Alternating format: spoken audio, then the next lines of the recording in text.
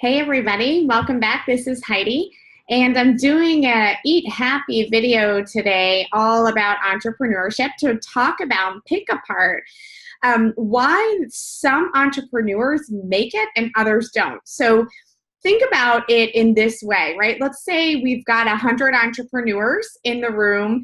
They're all going to start the same business, all 100 of them, right? 80 of the people make it, 20 don't. So 80% make it, 20 don't.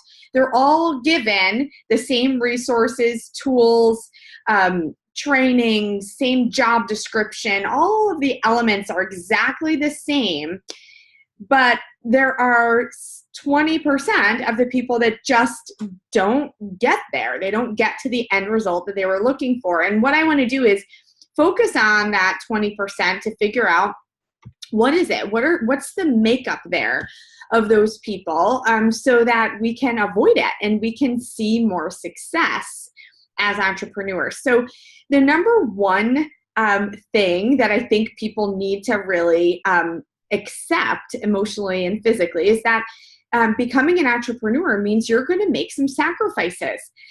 You can't just do what you've always done and expect to get something different, right? So you've got to look at, your world, your day-to-day lifestyle, and identify what are you willing to give up for the short term. So if I told you that you could achieve your business goals within 1 year, what would you be willing to give up over the next year to get yourself there, right? Maybe it's not watching TV, every single night of the week, right? Maybe you pick Thursday nights to watch your favorite program and you DVR the rest. Maybe you're not going out to dinner twice a week. Maybe you're going out one time because it takes financial sacrifice as well as a time sacrifice, right? Think about hobbies that you're involved in. Is it really important that you're simultaneously pursuing all of your hobbies as well as trying to run your own business? Like oftentimes we've got to give up something in order to accommodate what we're working towards. So that's number one. Number two is we have to take responsibility for our business. Like you can't be a victim and be successful. I have a whole other YouTube video on what it means to own your own business, meaning you're owning it. You're owning the success, you're owning the failures. You have to own everything in between. And that means take responsibility for what happens. Take the opportunity to self-reflect, figure out what could have been done differently so that you do it differently moving forward. So you're seeing a different outcome. All right, number three, most people lack a reason why. It's typically one of the first questions I ask entrepreneurs when I'm networking with them. What made you get into business? What was it? Well, I wanted to make more money. I don't accept that. I just feel like you can do a lot of different things to make more money. You can go pick up some per diem shifts or get a part-time job, maybe start waiting tables or bartending, right? You can make good extra money doing all of those things, but there's a reason why you decided to take that leap and start your own business. It's got to be bigger than money, right? Money is it's just money. There's no meaning. There's no depth. You've got to have a bigger why. The bigger the why, the harder the try. It's when your why is that big, that's why you're going to keep pushing through. All right, number four. Most people who do not make it in business, it's because they never broke down the logic.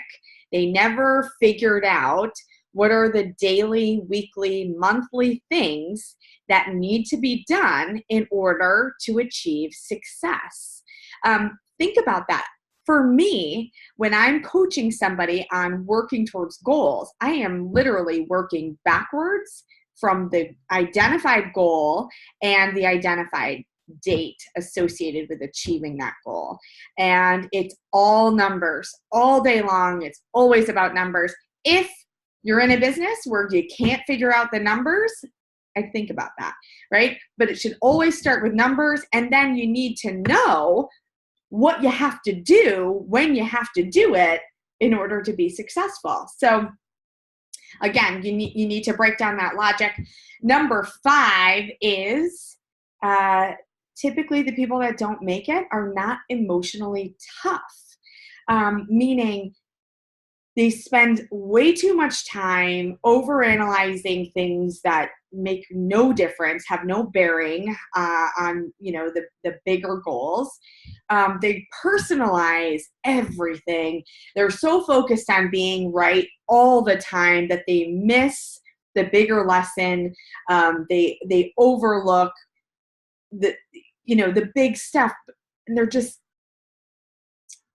all trapped, all like stuck. They can't move forward because they are fixated on something that is silly. It's just so silly. I was talking to someone who works in mortgage lending the other day, and we were talking about what does it feel like when somebody says no to you? No, I'm not ready to move forward with this loan. It's not about you. It's not about the service. They're not ready. So let's just move on and find the person who's ready and stop thinking about, how much time and everything that went into the person who said not right now. It's just a not right now.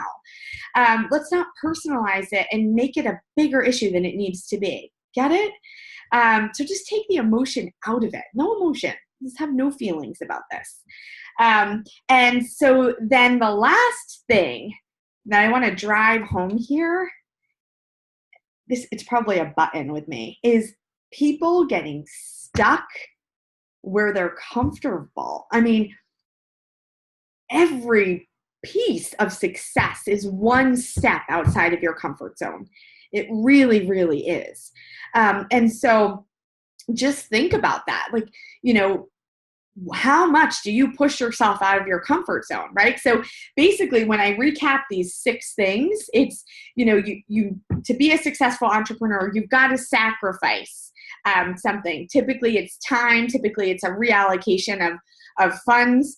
You need to take responsibility for your business. You have to have a really big why as to why you're in business for yourself. You have to break down the logic, know what it's going to take for you to get to that goal. And you need to be emotionally tough, and then always know the second that you're sort of avoiding something, it's because that something is what needs to be done. It's one step outside of your comfort zone, and you need to just do it.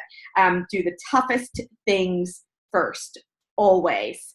And so just think about where you could be as an entrepreneur if you changed these 6 things, right? Let these be the 6 things that you focus on, and make sure that you are filling your bucket. You're surrounding yourself with people who are going to reinforce these values and these messages to you. Take the time after watching this video, sit down, look at what your goal is that you're working towards right now. Write it out, put a date associated with that goal, and then break down what needs to get done specifically on a daily, weekly, monthly, quarterly basis to get you to that goal. And if you can't figure out the specifics supporting that goal, then you need to get with a mentor, you need to get with a coach, you need to get with someone who can do that for you. And then you have to commit to those activities so you can get where you want to be. Building a business and being successful is not about always being comfortable. So much about being an entrepreneur is about just your own personal growth and development. And so, you need to have a gauge for that for yourself to make sure you're always kind of pushing yourself, challenging yourself in new ways. So I hope this video has been helpful to you. Don't forget to like, subscribe, and comment below. And I look forward to tuning in with you next time. See you soon.